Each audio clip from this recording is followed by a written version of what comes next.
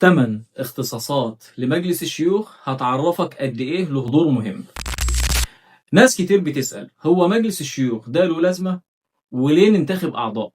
الحقيقة اللي لازم نقولها إن مجلس الشيوخ مش مجرد مجلس شرفي زي ما بيتقال، دي جهة استشارية وتشريعية لها دور كبير جدا.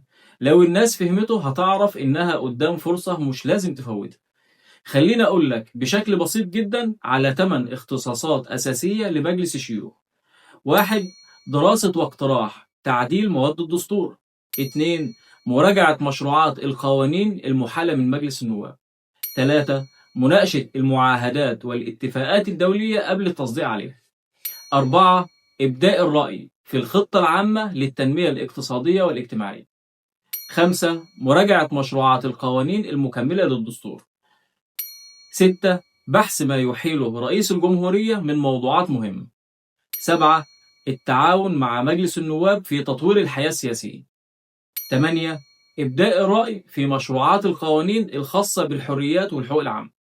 يعني ببساطة المجلس له دور فعال جدا في صياغة مستقبل البلد، ودورك انت كمواطن تختار بعناية مين يمثل صوتك جوه المجلس. صوتك مش بس بيختار شخص، صوتك بيشارك في رسم سياسات وتشريعات تمس حياتك اليومية. شارك وفكر قبل ما تختار، لأن مجلس الشيوخ مش رفاهية، دي ضمانة لتوازن السلطة، وصوتك أمانة. وفي النهاية لو مهتم بالقانون تابعني.